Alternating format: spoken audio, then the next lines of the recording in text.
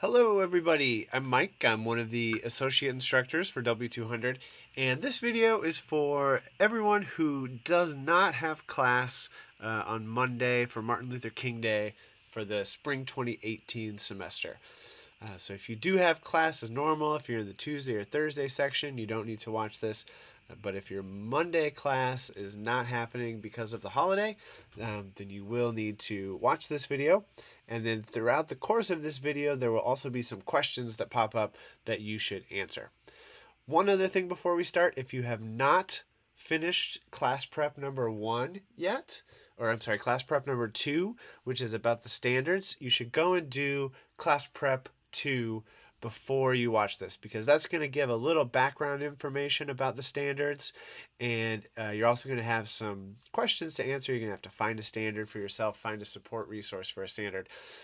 So before you watch this, please make sure that you have completed class prep number 2, and then go ahead and come back and complete this video on the questions. All right, so let's go ahead and get started. As you found out in the class prep, we're talking about the standards this week, and we're going to go a little beyond that in this online class and talk about objectives and a little bit about assessment as well.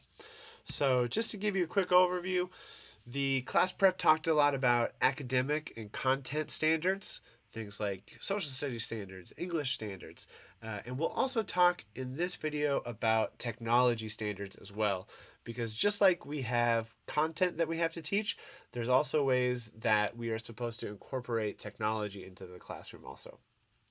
From there, we'll move on to talking about learning objectives, what those are, what a good learning objective looks like, and then you'll also create a hands-on activity by creating a concept map about your standard that you selected in the class prep. So that's the plan for this video, and let's just go ahead and jump in and start talking about the standards. So these are some example standards. In your class prep, your goal was to find a standard for your subject area and write about it in your own words. So again, you should have already finished that before watching this video. These are just a few examples. That first one is a 5th grade social studies example that asks students to describe economic activities within and among Native American Indian cultures prior to contact with Europeans and examine the economic incentives that help motivate European exploration and colonization. If you read that, hopefully it makes sense to you as a future social studies teacher, but to a 5th grade student, that's not going to make a lot of sense. And so we'll talk about today is how to move from these standards to learning objectives that make a little more sense to students, and then from there to activities that you can do in the classroom where you can help students reach these standards, and then we'll talk about how you could assess students on that learning from there. So we're sort of looking at the whole process of designing learning around these standards. The second one is a high school biology one, asking students to analyze how the shape of a molecule determines its role and understand that the majority of processes in your cells involve proteins that act as enzymes. And the third one is a 6th grade English language arts standard that asks students to explain how a plot unfolds in a series of episodes, as well as how the characters respond or change as the narrative advances and moves towards a resolution. So hopefully the standards that you found for your class prep look something like this. And again, like Dr. Leftwich mentioned in her initial PowerPoint and video from the class prep, the whole goal of standards is to have a common learning goal that our students can strive for. So it's not just that everyone's teaching something completely different based on what they're passionate about or excited about, and then we have kids graduating who have completely different understandings of things. So the goal of the standards is to kind of have a common ground that we build on, but it's also not to dictate instruction. So the standards shouldn't be seen as how you have to teach things or how you have to design your learning. It's more of just a goalpost of what students should have an understanding of by the time they finish a certain grade. And like Dr. Leftwich mentioned in her class prep, sometimes that gets interpreted as teaching to the test, and sometimes the standards do turn into a situation where there are more dictating how you can teach. But in general, the overall goal should be to use the standards as a foundation of this is where I'm trying to get students to, but how I do that, you get to use your creativity, your experience, what you're passionate about to help your students get to these learning goals. So that's just a brief overview of content standards, but there are also technology standards, which we'll focus on in this class, that are important to keep in mind. And so there's technology standards for students here at the top, and we'll talk a little bit about each of these. But there are also technology standards for teachers, which help explore how teachers should use technology in the classroom, or what are some best practices for using technology in the classroom to support learning. So we'll take a little quick look at each of these. Iste is the International Society for Technology and Education. It's a very large organization that focuses on the beneficial use of technology in education. And so these 7 standards here are their new Iste standards for students, that we can use technology to help students become more empowered as learners, to help them become digital citizens, to help them become constructors of knowledge, not just consumers of knowledge, to help them become innovative designers and computational thinkers, to help them become creative communicators and global collaborators. So these types of skills a lot of times are referred to as 21st century learning skills, because they're the types of things that employers are looking for nowadays, and they're the types of things that students really need to be successful in this digital world that we're shifting into. So we'll explore these more throughout the semester, but just to give you an idea, that these are things to keep in mind when you are using technology to support learning. For teachers, there are also Iste standards for educators that are similar. They talk about how teachers can use technology to support student learning. And we will use these in our e-portfolio this semester. You'll be demonstrating that you've met these Iste standards over the course of the semester with the projects that you've done in here. And these are the 7 here, that teachers are continually improving their practice, they're a learner, that you are seeking out opportunities for leadership, that you are inspiring students to positively contribute and become digital citizens, that you collaborate with colleagues and students to improve practice, that you are designing authentic learner-driven activities, that you are facilitating learning with technology, and that you understand how to use data to improve your instruction. So you don't just get the results of a student assessment and toss them in the trash, but you're actually using that data to say, oh, here's some changes I can make moving forward. Here's where students are stuck. Here's where students are confused on things. So again, we'll look at these when we're working more on our e-portfolio, but these standards you will be demonstrating that you can do all of these things over the course of this semester with the projects that you do. Also, Indiana is one of the few states, but the increasing number of states, that has just passed computer science standards for K through 8 teachers. So if you are a K-8 teacher, if you're K-5 teaching elementary, or if you're teaching any type of science or math in middle school, there is a new expectation that you'll also be responsible for helping students understand more about computer science and computational thinking. This ties into what I was talking about earlier. These are the types of skills that the employers are really looking for, that are more and more important for students to be successful once they leave the classroom. And so there's an increasing number of states.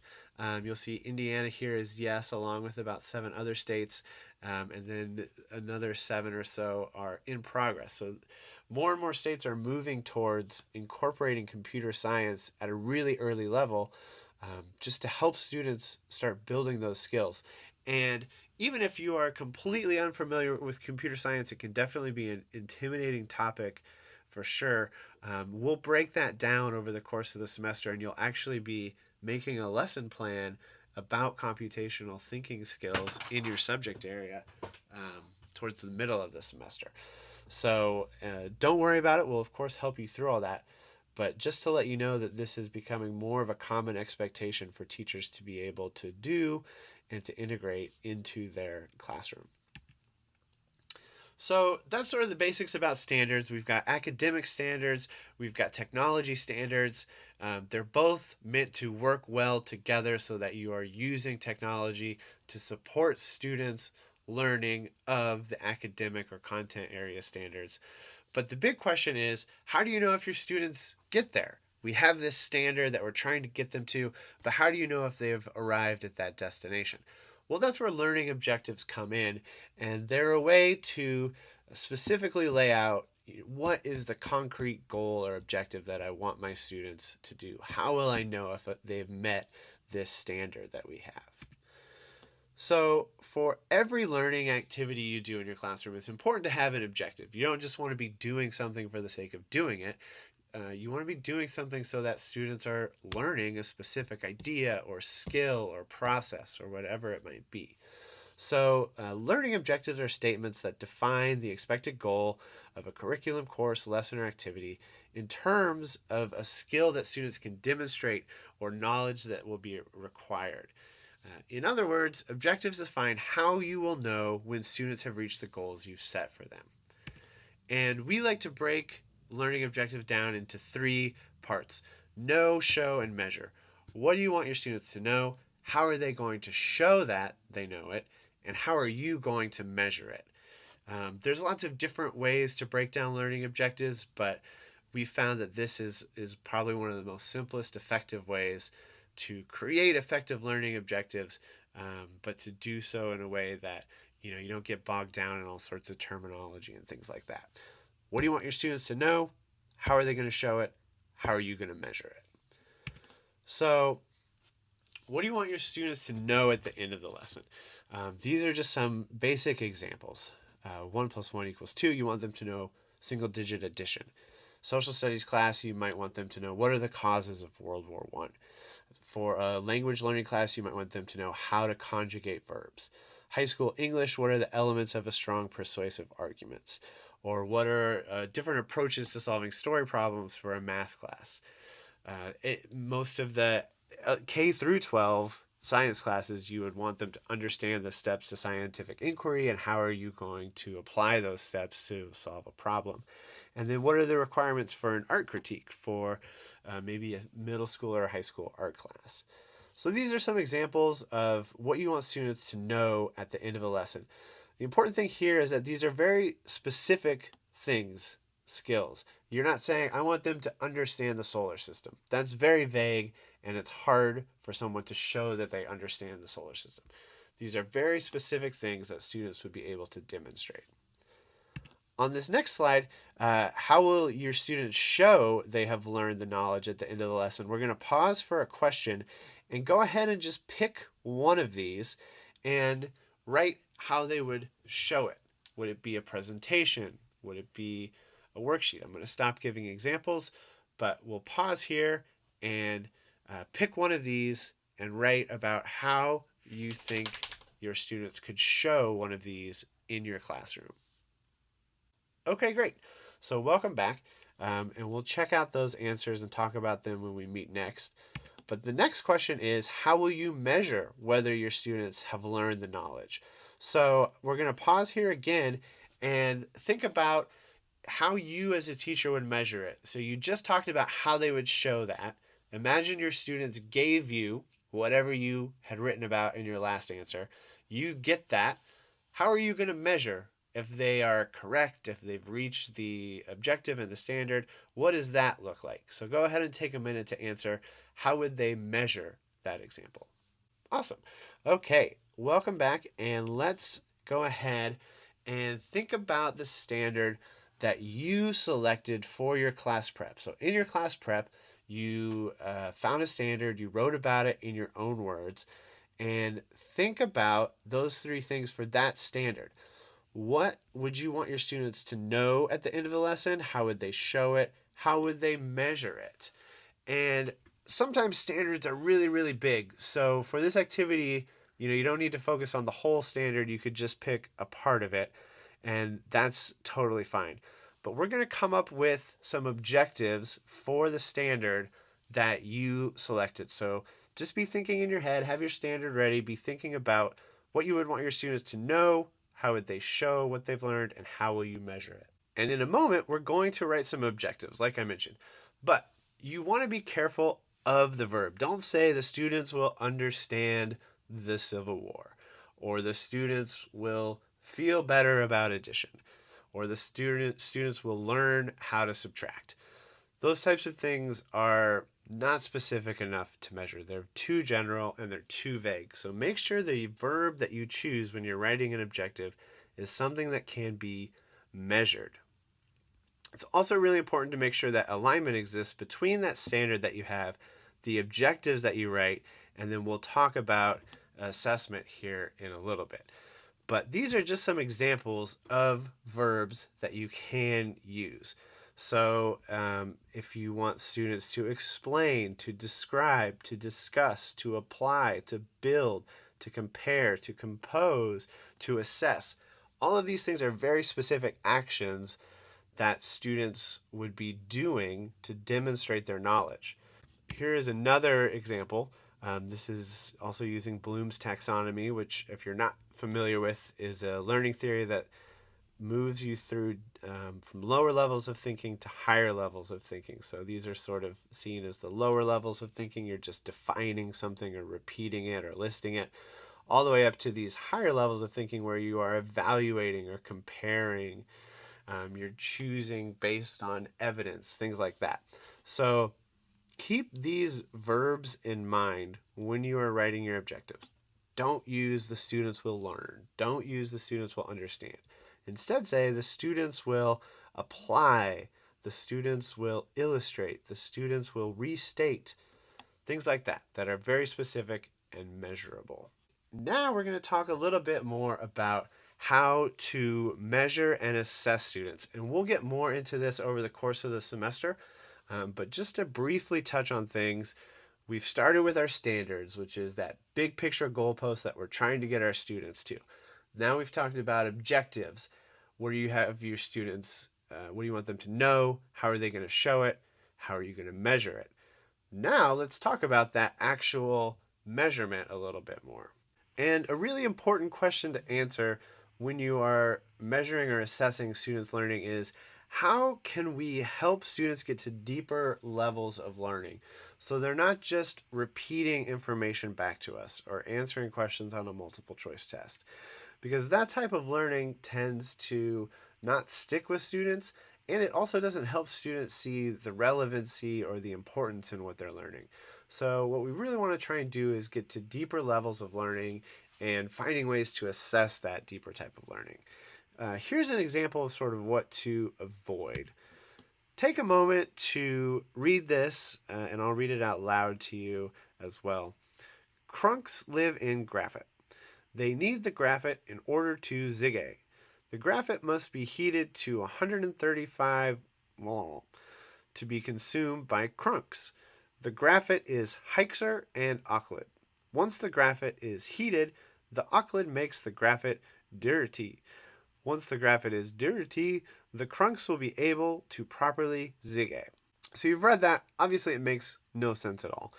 But let's look at some of these assessment questions about that paragraph. Question 1 asks, where do the crunks live? So let's take a look at this.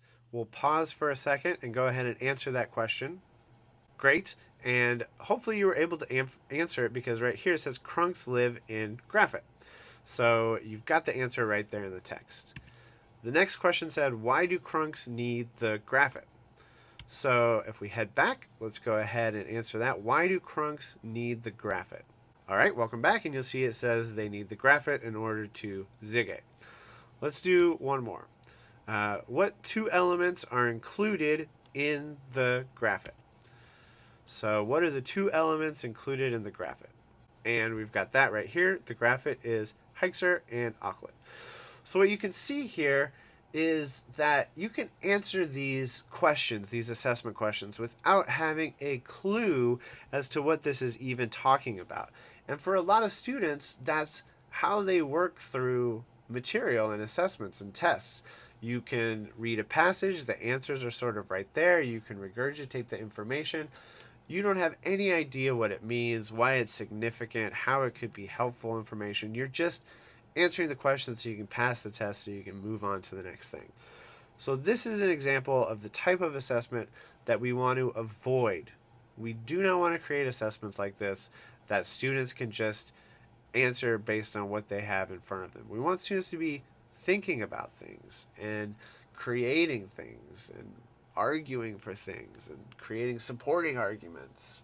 So those types of skills are much more valuable than being able to just read a paragraph and answer questions that don't make any sense. So keep this in mind when you're writing your objectives as well. So that is our challenge. We need to find ways to actually assess students' knowledge and abilities. And right now you're going to try writing your own learning objectives. So the first thing, if you're in a real class, you won't be watching this video, but you'll be doing this on the whiteboard. On your, for everyone who's watching this online, we will be creating our own objectives here in one of the questions from Edpuzzle. So we're going to pause for a minute, but you've got your standard now.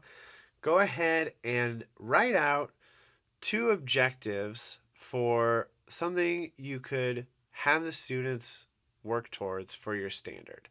So start with your standard and think about, all right, I've got this standard. Based on that, the students will be able to, always good to start your objectives that way. The students will be able to blank. Keep in mind those verbs. Don't say the students will be able to understand. Don't say the students will be able to learn. Instead, the students will be able to describe, to compare, to list, to articulate, to present about, to create an argument about, etc. Use words like that and take a few minutes to come up with 2 objectives for your standard. And make sure to paste in your standard as well, just so we have that. All right, welcome back. The next thing we're going to do is your hands-on activity, which you can also submit and should also submit as the badge for this class. So we're going to be creating a concept map, and we'll walk through some examples of what these can look like in different subject areas. They're a great tool for all subject areas and all grade levels, but you'll be using one today to break down your standard into objectives and then think about activities and assessments that you could use for your standard. But before we do that, here are just a few examples of what concept maps can look like in both elementary and secondary classrooms. So here's an example of how you could break down the Declaration of Independence into different categories. Who's the author? When was it created? Are there unique physical qualities? So this is something you could use to break down different pieces of literature or primary sources. And for this example, they're using the Declaration of Independence, but you see that it could be, why do you think the source was created? 3 observations about the source. It could be for any type of primary resource here. For secondary science, this is the path of red blood cells as they move from the lungs through the heart to the body, back to the heart, back to the lungs, etc. This is a breakdown of the book The Outsiders, as many of you are probably familiar with. Great novel that's usually in secondary English. So a breakdown of the different elements of the book. Here's a World War I study guide for secondary social studies folks. And then more on the English side, you've got your the elementary side, you've got your classic Venn diagram here. 2 different stories, and you are comparing what's similar and what's different about them. Also great for elementary, understanding the elements of a plot. So how is this duckling moving from the pond to the farm? What are the different things the duckling encounters along the way? What starts with each letter? This could be something on a smartboard activity, or students could draw in their answers as well. And then for this last one, you've got The Story of My Life. Great song by One Direction, of course. And it's breaking it down when I was little, my family, school days. So you're getting at this idea of sort of how to organize these events within your life, and then to write about those events for an elementary student. So those are some examples for all the different secondary subject areas, as well as for different ways you could use concept maps in elementary school as well. My guess is you're probably familiar with concept maps from your own K-12 experiences also, but they can be really powerful tools in a lot of different ways. What you're going to use them for this activity and for this badge is you will be creating a concept map based on the standard you selected. And I'm going to walk you through 3 different tools that you can use: Poplet, Inspiration, and Kidspiration. And in the end, you'll create an image, you'll save it as an image and submit this as your 3rd badge. You should already have submitted your Chatterpix badge as your 1st badge, your S'more newsletter as your 2nd badge, and this is what you'll submit for your 3rd badge. So it will look something like this.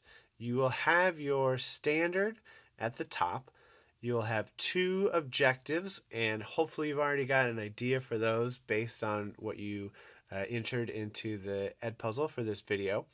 From there, you're going to think of 2 activities: an activity that you could do in your class to help students achieve Objective 1, and an activity that could help them achieve Objective 2. Finally, you're going to think of an assessment option for each of those. So how would you grade or assess or determine if students actually met the objective? And the really important thing to think about here is that alignment. From your standard, whatever they're supposed to do here should align with what you're asking them to do in the objective. It should align with what you're having them do in the class, and then it should align with how you're assessing it. In other words, if you're wanting them to present an argument for why a certain type of writing style is more effective or impactful than another type, the assessment probably wouldn't be a multiple choice test or a quiz. It would be an essay or a presentation or a debate, something like that. So make sure that how you're assessing actually lines up with what they're doing and with what you want them to learn, and lines up with what the standard is asking for. So here's an example. This is in 8th grade English standard, and it says analyze the purpose of information presented in diverse media formats. So the 2 objectives that I've broken this down into are: the students will be able to list and identify different media formats and motives, and the student will be able to present an explanation for why one media format may be more effective than another given a certain situation. Remember, your objectives should use specific verbs, not the student will be able to understand, but specific verbs about what they're actually doing. For the activities, over here on the left, I've said that the students will go on a media format scavenger hunt using QR codes around the room. So they'll be looking at different types of media formats. They'll use their device to scan QR codes. That media format will pop up on their device, and then they'll spend some time looking at it. You don't need to get into a ton of detail here. Obviously, there would be more to the activity than just that. But at least provide a general idea of what that activity would be. And then based on that, students will complete a scavenger hunt worksheet identifying the different media formats and motives they found in the room. So in the end, they will use this worksheet to show that they can list and identify those different media formats. From there, they'll have a better understanding of different media formats, and then we would be able to move on to this second part where they would use that information to present an explanation for why one might be more effective than another in a certain situation. And I've asked the students to create a presentation arguing why their selected media format is more effective at influencing opinion than others. And in the end, I would have a rubric for this, but I said students will be graded on presentation ability, if they have citations, the logic of their argument, and things like that. So you don't need to actually create a rubric for this, but think about what types of things you would be looking for in that assessment. So in the end, your concept map will look something like this. You would have your standard at the top, 2 different objectives, 2 different activities, 2 different assessments, and really be focused on alignment across all of those. So now let me show you 3 different tools that we can use. The first 2 that we'll look at are Kidspiration and Inspiration. And if you like these, you can download a free trial of them, inspiration.com/kidspiration. inspiration.com/free trial, or if you just Google inspiration free trial, it'll come up. Inspiration is more for secondary folks. Kidspiration is more for elementary folks, but they work very similarly. What's nice about them is that they have lots of activities and templates that are already created, but you can also just start from the picture view here. And what you'll see is that main idea comes up, so that's where you'd put your standard. And you can, of course, move these around and resize them and everything. There's lots of formatting options down here at the bottom. And then you can add in your additional circles here like that. Sometimes it's a little easier to hit the plus button because then the arrow will come out from it automatically. So I'd start at the standard, hit the plus button, and then my arrow comes out from it automatically. Then you could resize those. So that would probably be the easiest way here. And then you should also add in some images or links or some type of media as well. So maybe you want to link to a website that they would use. Maybe there's some clip art over here that you might want to use. You'll notice it also talks to you. If I wanted to import an image, a graphic, you can do that. And this is designed for early elementary students, so that way if they're not at the level where they can read these things, then it will be read to them also. File. So that's how you would create it in Kidspiration. And in the end, you could take a screenshot. If you're familiar with screenshots, you can use the snipping tool if you're on Windows, or Command-Shift-4 if you're on a Mac to take a screenshot. Or what you can do is choose to export it, and then you'll be able to save it as a JPEG, which is an image file, and so you could upload that as well. So again, you can download a free trial of this for both Windows and Mac, inspiration.com/free trial. So that's how you would create the concept map here. And again, one of the best things about Kidspiration is all of these activities and templates, social studies, that they already have built in. So you can open these up. A time in the past. And tell about a time in the past. And you can fill these in or have the students fill these in, and they've already got these great graphic organizers and concept maps built that you can use. So that's Kidspiration. Inspiration is very, very similar. You'd start with the diagram. You'll notice they also have lots of templates as well, which is great for secondary folks. But the idea here is the same. You would type your standard in here. You can resize things, hit the create button to add in additional bubbles, just like that. And then in the end, you would want to export to a PDF or export it to an image JPEG. Any one is fine. You could even export it to a PowerPoint if you would like to. That's the gist of what you would want to do with those two tools. The last one to show you is an online tool called Poplet, and it's again very similar in nature. We're going to go ahead and just hit try it out, and so what you can do is it'll walk you through these steps here. And so those are helpful as well. But, oh my goodness, what you can do is just double click to add in what you want it to say. So your standard, you can move it around. You can just click on these little things to pop up new ones. You can add in images from your computer. You could add in links here if you wanted to add a link connected to something. So in the end for this one, you would want to take a screenshot of it. And so if you're on Windows, you'd want to find your snipping tool, which will let you take a picture of the screen. If you're on a Mac, you want to do Command-Shift-4, and then you can just drag like that, and it would take a picture of it. So either way, that'll let you get an image of the concept map you created, and then you can submit that on Canvas for your third badge. All right, so moving forward, before Wednesday's class, complete this concept map badge, and go ahead and get it turned in. Of course, email your instructor if you have any questions at all. And then the other thing to do is to complete this Excel file. It'll be linked to in the announcement, and there's a video tutorial of it also. This should take around 15 minutes or so, but it's asking you to rate your different technology skills because we really want to explore how you grow and develop over the course of the semester.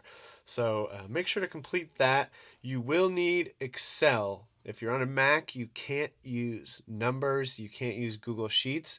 It has to be done in Excel. So if you don't have Excel on your computer, it's free through IU Anywhere or IUware. You can download the Microsoft Office suite, but also you can use campus computers as well. Just make sure that you open it in Excel, and then you'll want to save it when it's done. It'll give you a graph of sort of where your technology skills are at. But again, there's a video tutorial of that we'll share. So just make sure that you complete these two things before Wednesday. And let me know if you have any questions at all. And I hope you are enjoying the long weekend. See you on Wednesday, everybody.